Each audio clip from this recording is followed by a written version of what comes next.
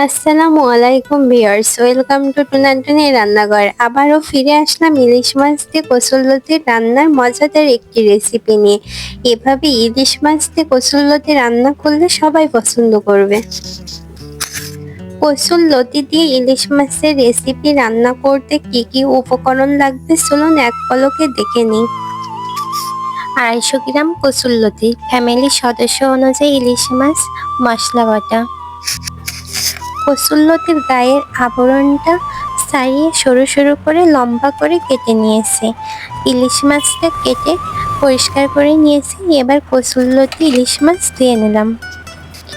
লবণ ও হলুদের গুঁড়া দিয়ে মাছগুলো ভালো করে মাখিয়ে নিচ্ছি। মাছগুলো ভালো করে মাখিয়ে নেওয়ার পর এই পর্যায়ে চলে আসলাম মূল রান্নায়। চুলায় একটি প্যান বসিয়ে দিয়ে দিলাম হাফ কাপ পরিমাণ রান্নার তেল। তেলটা ভালোভাবে গরম করে নিয়ে দিয়ে দিচ্ছি হলুদ লবণ মাখা ইলিশ মাছ দিয়ে ভেজে নেব।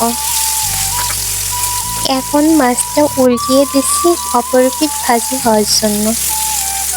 মাছ ভাজি করার সময় সবসময় চেষ্টা করবেন তেলটা অনেকটাই গরম করে নেওয়া, না হলে মাছটা উল্টিয়ে দেওয়ার সময় মাছটা ভেঙে যাওয়ার সম্ভাবনা থাকে। এখন মাছটা উঠিয়ে নিচ্ছে। মাছ ভাজির এই তেলেতে দিয়ে দিচ্ছি পেঁয়াজ বাটা 2 চামচ, রসুন বাটা 1 চামচ। এবার ভালোভাবে নেড়ে ছেড়ে পেঁয়াজ রসুনের কাঁচা গন্ধটা চলে যাওয়া পর্যন্ত নেড়ে নিচ্ছি। কাঁচা ফ্লেভারটা চলে গেলে দিয়ে দিচ্ছি কাঁচামরিচ পরিমাণ মতন, সাদা সরিষা বাটা 1 চামচ, ধনিয়া বাটা 1 চামচ, জিরা ফল দারচিনি বাটা 2 চামচ। সামান্য পরিমাণ পানি দিয়ে দিচ্ছি, না হলে মশলাটা পুড়ে যায়। সবগুলো মশলা একসঙ্গে মিশিয়ে নেড়েছে প্রায় 3 মিনিট মতন কষিয়ে নিলাম। এখন কষানো মশলার ভিতরে ভেজে রাখা ইলিশ মাছ দিয়ে দিলাম। ঢাকা দিয়ে দিলাম। প্রায় 2 থেকে 3 মিনিট পরে আবারও ফিরে আসলাম। এবার ইলিশ মাছগুলো আলতোভাবে ফুটিয়ে নিচ্ছি, না হলে মাছটা ভেঙে যাওয়ার সম্ভাবনা থাকে। মাছটা উঠিয়ে নিয়ে ধুয়ে পানি ছড়িয়ে রাখা কচুরলতি দিয়ে দিচ্ছে। এখন নেড়ে চেড়ে কচুরলতির সঙ্গে মশলাগুলো ভালোভাবে মাখিয়ে দিচ্ছে।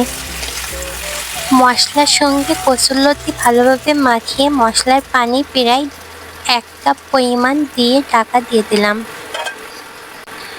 ঢাকা দিয়ে আবারও ফিরে আসলাম প্রায় 5 মিনিট পর। ভালো করে নেড়ে চেড়ে উল্টিয়ে দিচ্ছি। কচুরলতি থেকে পানিটা শুকিয়ে আসা পর্যন্ত ভালো করে নেড়ে চেড়ে কষিয়ে নিলাম। কচুরলতি থেকে পানিটা শুকিয়ে আসলে এই পর্যায়ে ভেজে কষিয়ে রাখা ইলিশ মাছ দিয়ে দিলাম। এখন পরিমাণ মতন পানি দিয়ে নেড়ে চেড়ে মাছটা বসিয়ে ঢাকা দিয়ে দিলাম সম্পূর্ণ রান্না হওয়ার জন্য। আবারও ফিরে আসলাম প্রায় 5 থেকে 10 মিনিট পর। আজকের আমার কচুরলতির তরকারি রান্না হয়ে গেছে। তৈরি হয়ে গেল জিভে জল আসা ইলিশ মাছ দিয়ে কচুরলতি রান্নার তরকারি।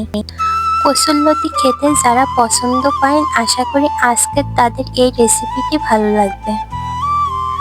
তবে আপনাদের কাছে বরাবরের মতন অনুরোধ রইল, আমার এই চ্যানেলে যদি নতুন হয়ে থাকেন তাহলে আমার চ্যানেলটি সাবস্ক্রাইব করে আমার পাশে থাকবেন প্লিজ।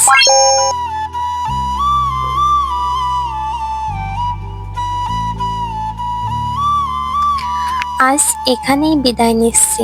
আবারও ফিরে আসবো নতুন কোনো রেসিপি নিয়ে। সে পর্যন্ত সবাই সুস্থ থাকবেন, ভালো থাকবেন, নিজেদের খেয়াল রাখবেন। খোদা হাফেজ।